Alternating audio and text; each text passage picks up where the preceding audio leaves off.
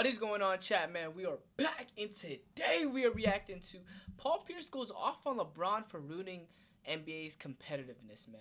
You know, this was highly anticipated and highly recommended, man. And I'm not gonna lie to y'all, chat. I am not gonna lie. Do you guys think that LeBron is the primary reason to why the NBA isn't competitive as it used to be? Let me know down below, man. But if you guys are new to my channel and enjoy this type of content, man, you know, hit that subscribe button, man, and join the crew. But hey, let's get straight into the video. Yes, sir.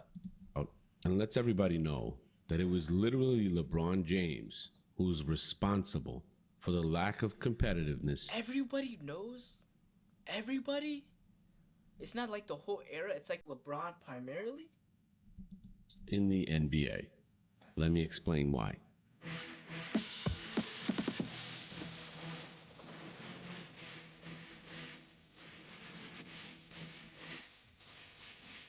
Hey! Come let's get to it, man. So I've been telling you guys for probably more than a year now, since this channel started and I started sharing my opinion, that LeBron James, in my opinion, has been responsible for lowering standards in the NBA, for lowering the competition level in the NBA. Chat, I understand LeBron kind of does ruin stuff like with the flopping, with the sitting out, with not playing as much defense as you really can, and just like that, like that's like more feeling like you can run what you got. I mean, he is LeBron, and he was like the best player in the era at the time, so he could do that. But it's to the point where a lot of players didn't get that type of opportunity. Like it's just like he gets that special treatment, man, and it kind of rubs off to other players in the era too, man. It kind of ruined the competitiveness, I think, man. Maybe that's what I'm trying to say. Like that's what I believe at the moment. But you guys let me know what you guys think, man. Now we hear from people like Draymond Green, his close friend, Richard Jefferson, that he was scared of the dunk contest. We hear people saying that that was a crazy video. If you guys want to go check that out, with the real reason why LeBron was scared of the dunk contest, I reacted to that on my channel. Responsible for destroying the dunk contest. This dude, I'm telling you, he is responsible for a lot of this negative stuff with the NBA. Since he's joined the NBA, if you follow the ratings of the league, the ratings haven't gone up.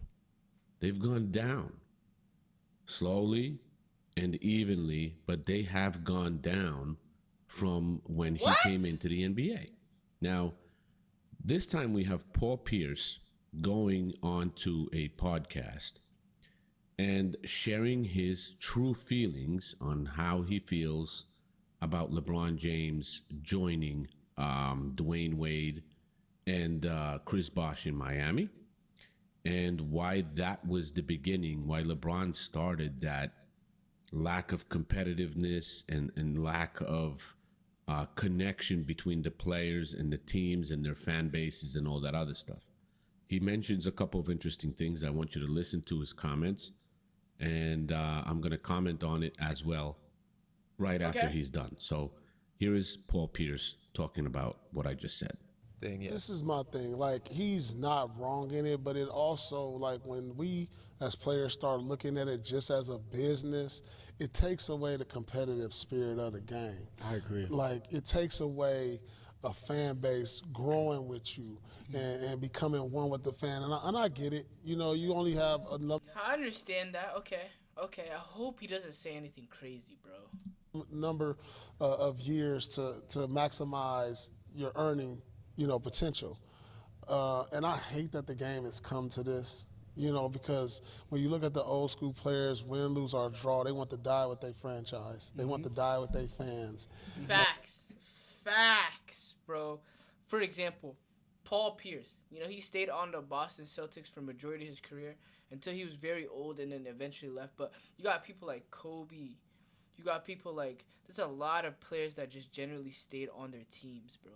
Like, their whole career. They made it, like, when you think of a team, you think of that player. That's how it works, right? If you think of Philadelphia, you think of Allen Iverson, like, that type of stuff, Unfortunately, we're in a space to where that's not the issue.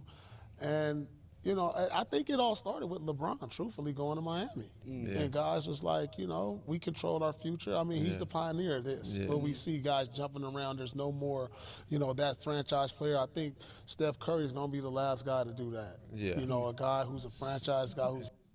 Wow. He said LeBron is literally the guy that started it all.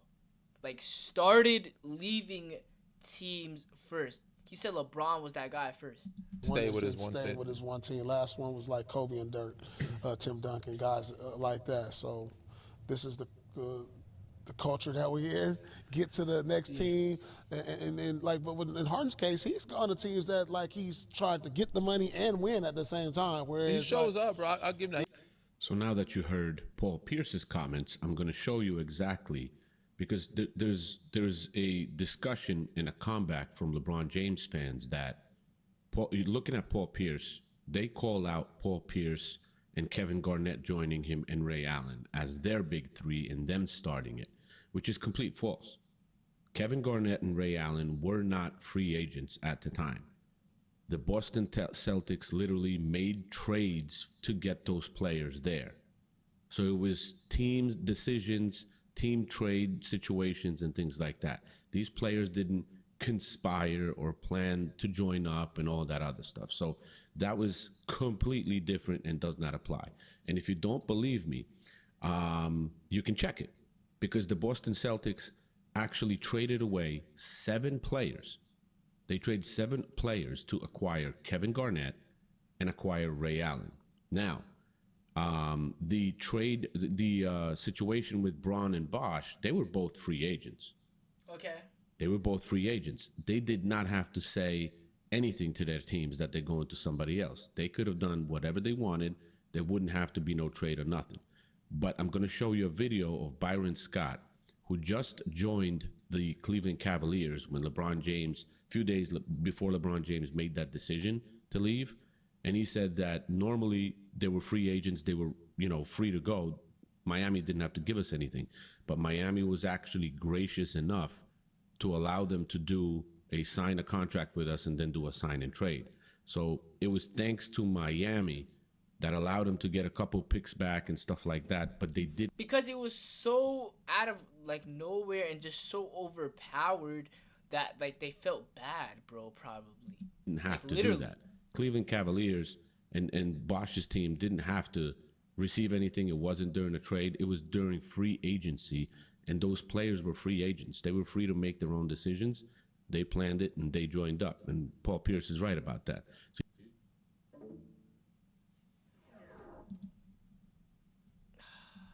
I hate when this stuff happens, man.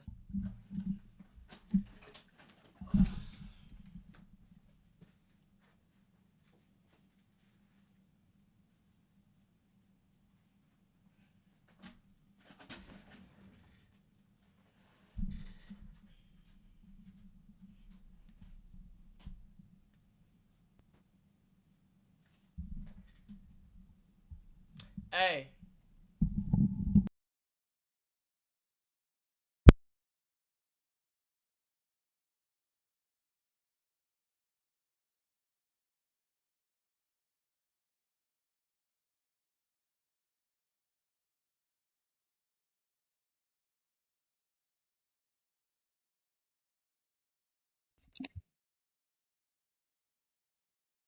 Yeah. Okay. All right, bet. Let's get it, man. Y'all better be working though.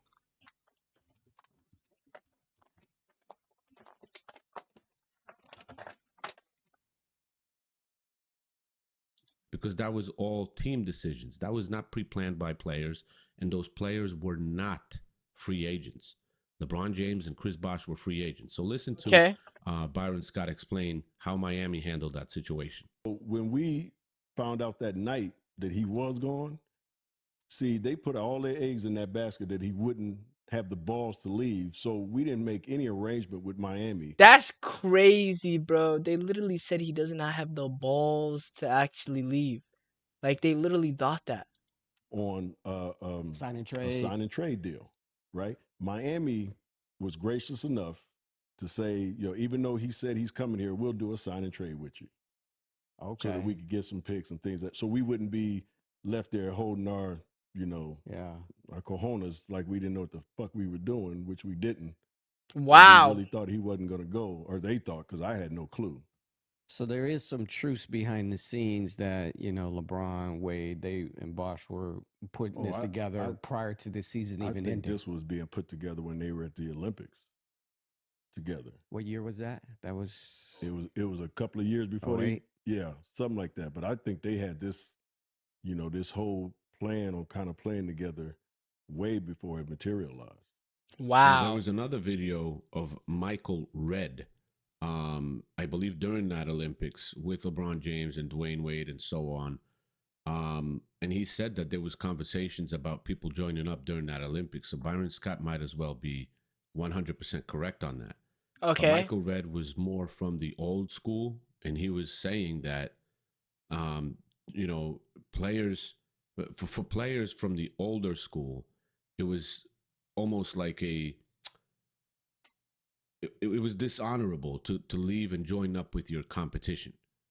And the players today started with LeBron and That is facts. Like, imagine you leave to go play with the person you're competing with in the same exact conference. Like, you're losing to these people, or you're playing against these people. These are the people that you're literally competing with for MVP, for titles and everything, bro. You know what I'm saying? So it's crazy. It is. It really is crazy, man. and the other ones, they just don't care about any of that crap. It's business, and they just join up, make their money, try to manufacture titles for themselves. And instead of competing against each other, they would join up and basically, you know, cheat the league, you could say. Just like John Stockton said about LeBron James. And he said it very, very clearly. John Stockton, one of the greatest point guards, if not the greatest point guard in the NBA. And he said this. Okay, slow down. No, not even close to being the greatest point guard in the NBA. Sorry about that one.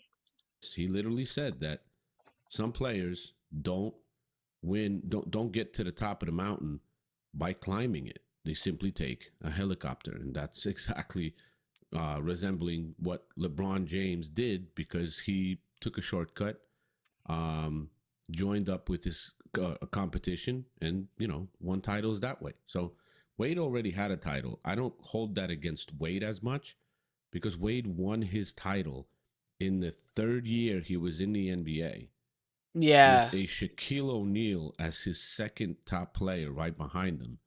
And Shaq was averaging 13.7 points in that NBA Finals. 13? A Shaq was averaging 13. That's absolutely crazy, bro. I would not expect that out of Shaq, man. But Dwayne Wade was averaging 30 freaking 5 points in that NBA Finals. LeBron James wasn't able to do that on his own. He just was not. Dwayne Wade was better in that regard because Bro, I didn't even know Dwayne Wade averaged 35. Like, bro, that's absolutely insane, bro. Because the Dwayne Wade that I was seeing was where, like, the older Dwayne Wade and everything. So he's going that crazy? took his team to the NBA Finals before, and then he won those finals.